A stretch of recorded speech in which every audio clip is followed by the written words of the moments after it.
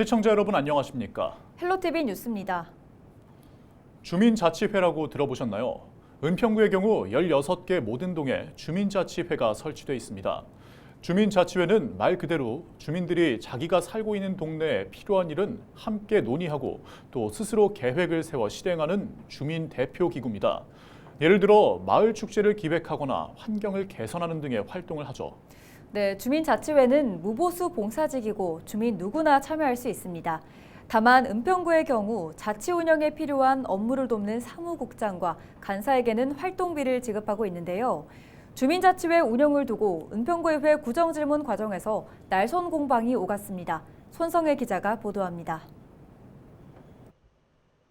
은평구는 내년 1월부터 16개 동 주민자치회에 파견할 사무국장 채용 절차를 진행 중입니다. 사무국장은 각종 서류 작성 등 주민자치회 운영에 필요한 업무를 담당합니다. 구는 사무국장을 기간제 근로자로 직접 고용해 연간 2,700여만 원의 급여를 지급할 계획입니다. 하지만 구의회는 구청의 직접 고용이 주민자치회 활동을 위축시킬 수 있다고 우려를 나타냈습니다. 지금까지는 주민자치회가 자체적으로 사무국장을 선발해 구 예산을 지원받아서 활동비를 지급해왔습니다. 의원들은 주민자치회의 자율성을 강화하기 위해선 주민들에게 사무국장 운영 결정권을 줘야 한다고 지적했습니다. 행정의 개입을 최소화해야 한다는 겁니다. 동마다 3,840만 원에 대한 지금 국장과 간사를 저희가 한 명씩 지정해서 활동비나 인건비성으로 나가는데 그거에 대한 예산 편성 결정권까지 아까 우리 청장님께서 계속 주장을 하셨던 동마다 자율적인 결정권이 굉장히 우선시돼야 된다. 답변에 나선 김미경 은평구청장은 사무국장 운영 방식 변경은 주민자치회를 보다 효율적으로 운영하기 위한 것이라고 했습니다. 주민들은 자원봉사자로 구성이 되어 있습니다.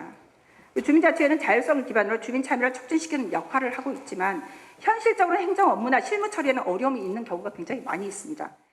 주민자치회가 실행하는 주민참여예산 사업의 예산 편성과 심사 과정을 투명하게 관리하고 주민자치회가 자생력을 키울 수 있는 재원 조달 방안 마련이 시급하다는 지적도 제기됐습니다. 현재 우리 구 상황은 자치구에 전적으로 의존하는 방식으로 의존 현상이 심화되는 상황을 고려할 때 지원금 퍼주기 같은 정치적 선심이 개입되는 상황에 대한 대응이 필요해 보입니다. 재정 문제로 주민자치회의 자주성이 훼손되지 않고 책임성이 확보될 수 있도록 주민자치회 재정 운영의 제도적 설계를 한다면 어떤 것이 있을지. 지원금을 펴주기라는 말씀 자체는 저는 어불성설이라고 생각합니다.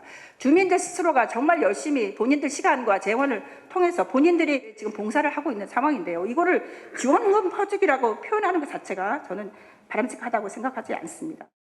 주민자치회 감사에서 비용 지출 증빙 누락 등 총 660건의 위반 사항이 적발됐다는 사실도 공개됐습니다. 부정사례 660건을 확보하고도 사실 규명에 미온적인 건 현행 조례상 개입할 근거가 없다는 것입니다. 이번 지도점검 결과로 인해 외부감사 도입을 검토하는 등 조례안 정비가 필요해 보이는데 청장님의 생각은 어떠신지요? 점검 결과 나온 지적사항에 대한 조치는 모두 완료를 했습니다. 그리고 향후에 이러한 지적이 개발되지 않도록 주민자치회 사무국 근로자의 전문성과 책임감을 높이고 회계 교육을 강화를 하려고 하고 있습니다. 주민자치회의 자율성과 효율성을 둘러싼 논의가 계속되는 가운데 주민 참여를 촉진하면서 책임 있는 운영 방안을 마련하기 위한 자치구와 의회 간의 협력과 소통이 중요해 보입니다. 헬로티비 뉴스 손상혜입니다. 1조 6천억 원 규모의 내년도 은평구 예산안이 구의회를 통과했습니다. 국민의힘은 예산안 심의 과정 등의 문제를 제기하며 표결에 불참했습니다. 계속해서 손성혜 기자가 전해드립니다. 내년도 예산안은 재석 의원 11명의 찬성 11표로 가결됐습니다. 국민의힘은 일부 사업 예산 편성에 문제를 제기하며 예산안 처리를 거부했습니다. 의원들이 문제를 제기한 사안은 서울국제어린이영화제와 주민자치회 사무국 운영 관련 예산입니다. 신봉규 의원은 영화제 사무국이 은평문화예술회관 1층 공간을 무상으로 사용하면서 관련 법적 절차를 밟지 않았다고 주장했습니다. 공유관리재산법에 의해 무상으로 사용할 때는 법적 근거를 가지고 공유심의위원회의 심의를 통과해야만이 무상으로 사용할 수 있습니다. 은평구청장이 조직위원장으로 있기 때문에 직원들이 가서 같이 일하는 공간이다. 그렇기 때문에 무상 심의 대상이 아니다. 이렇게 얘기하면은 은평구청에 본점 주소지를 둔 유관단체들이 많이 있어야 될 겁니다. 은평구는 내년부터 주민자치회 사무국장을 기간제 근로자로 구청이 직접 고용하기로 하고 관련 예산 6억 원을 편성했습니다. 이를 두고 여야 의견이 극명하게 갈렸는데 다수당인 민주당 의원들의 찬성으로 집행부 원안대로 예결위를 통과하면서 갈등이 심화됐습니다. 국민의힘은 주민자치회가 자체적으로 사무국장을 선발해 활동비를 지급하는 기존 방식을 유지해야 한다는 입장을 고수했고, 주민자치의 취지는 자율권 확보, 그리고 존경하는 이경술 의원님께서 옳은 발언을 통해서 말씀하셨던 주민 주권을 확보하는 것이 가장 큰 요인입니다. 근데 지금 편성된 인건비 형식의 찍어내기 관치 예산을 저는 거부합니다. 더불어민주당은 주민자치회의 효율적 운영을 위해선 사무국장을 활동비로 받는 자원봉사직이 아닌 기간제 근로자로 전환해야 한다고 강조했습니다. 주민자치회의에 대한 이번에 끊임없이 660건의 어쨌든 문제점을 발견을 하고 그것에 대한 대안을 마련하는 것을 저는 오랫동안 6개월 정도의 준비 과정이 있었다라고 보여집니다. 또한 주민자치회 회장들과의 합의가 되었습니다. 오전 10시부터 시작된 본회의는 예산안 처리에 반대하는 의원들의 발언 등이 이어지면서 3시간 넘게 진행되다 오후 1시 10분쯤 국민의힘 의원들이 불참한 가운데 표결이 이루어졌습니다. 더불어민주당은 예산안 심사 과정에 의원 간 이견이 있는 건 당연하다며 예산안 의결을 거부하는 건 바람직하지 않다고 지적했습니다. 예산 삭감에 대해서 일부분 동의하면서 합의를 위한 절차를 제안을 했었습니다. 그것이 저희의 투표였습니다. 그러나 투표 자체를 거부하면서 실질적으로 이 절차를 거부하는 모습들을 보였습니다. 이것이 일방적 처리라든지 아니면 다수의 의견으로 이야기하는 것이 맞을까라는 생각이 듭니다. 은평구는 예산안 심의 과정에서 논란이 된 사업에 대해 문제가 없다는 입장이며 일부 의원들의 주장에 대해선 확대 해석을 경계했습니다. 다만 어린이 영화제 사무실 무상 사용 관련 절차에 대해선 다시 한번 검토하겠다고 밝혔습니다. 한편 국민의힘은 행정사무조사 특위를 구성해 집행부가 추진한 사업과 행정 절차 등의 문제가 없는지 점검할 계획이라고 밝혔습니다. 헬로티비 뉴스 손성입니다. 김동연 경기도지사가 경제 위기 상황임을 지적하며 윤석열 정부의 재정 정책을 탄핵해야 한다고 주장했습니다. 김 도지사는 19일 오전 경기도청에서 경제 재건 제안을 위한 긴급 브리핑을 진행했는데요. 이 자리에서 김 도지사는 지난 2년 반 윤석열 정부는 경제와 외교 등 모든 면에서 역주행했다며 우선 재정과 금융 정책의 틀을 바꿔야 한다고 강조했습니다. 이어 AI 반도체 등 미래 먹거리와 민생 경제에 각각 최소 10조 원 이상 투자해야 한다고 주장했는데요. 이와 함께 민생 회복 지원금을 즉시 추진할 것을 공식 제안했습니다.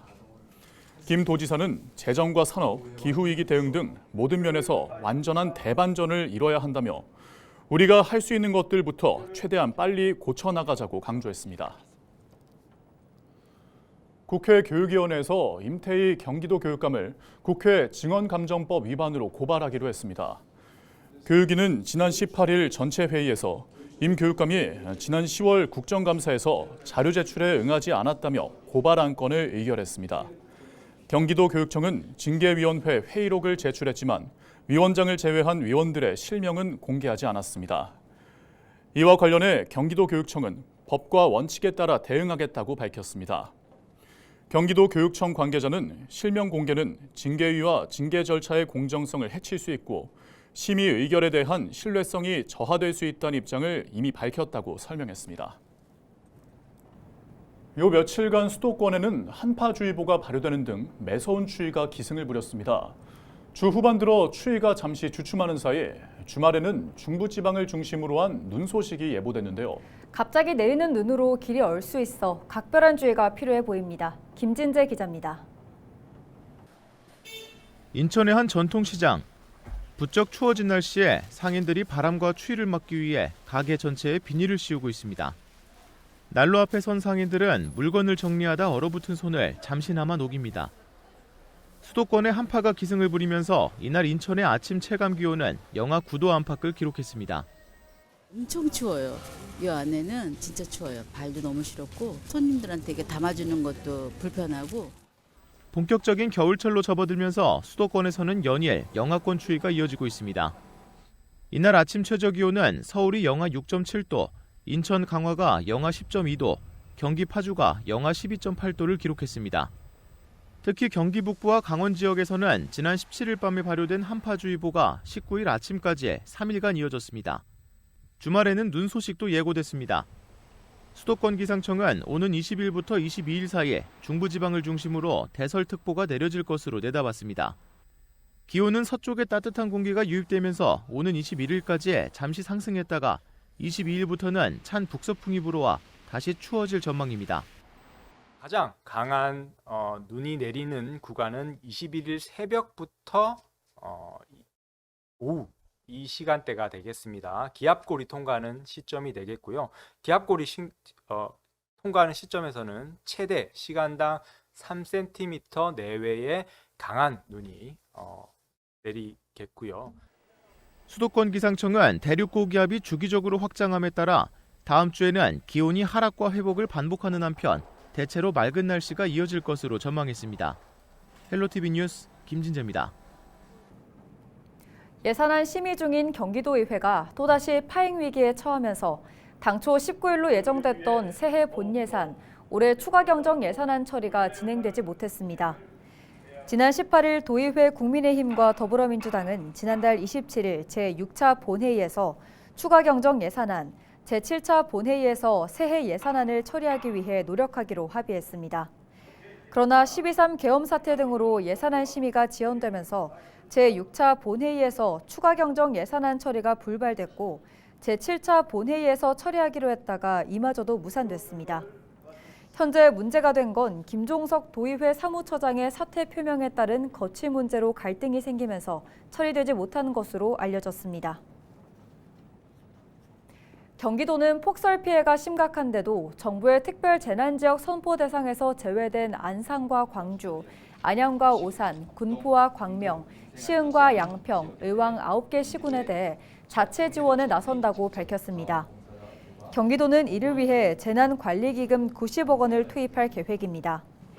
경기도는 농업 재해보험 품목 확대, 비닐하우스와 축사 철거비 지원 및 재난지원금 현실화 등의 제도 개선을 중앙정부와 함께 추진하기로 했습니다.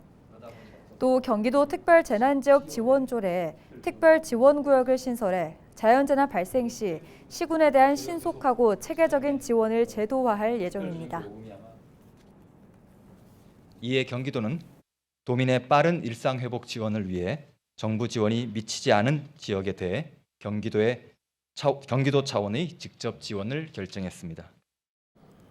국토교통부가 1기 신도시 선도지구 정비를 위해 분당과 평촌, 3본에 이주 지원용 주택을 공급하기로 했습니다.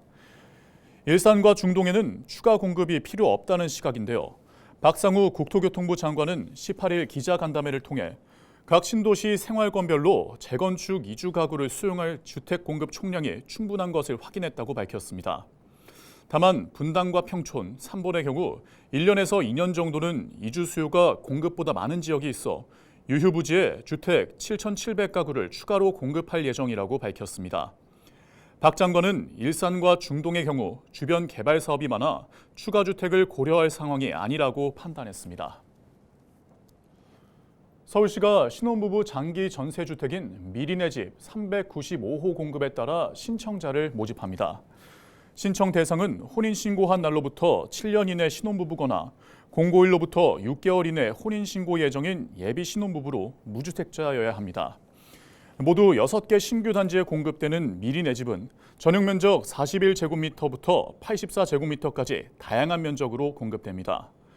입주자 희망 신청은 내년 1월 2일부터 이틀간 진행되며 SH공사 누리집을 통해 확인할 수 있습니다.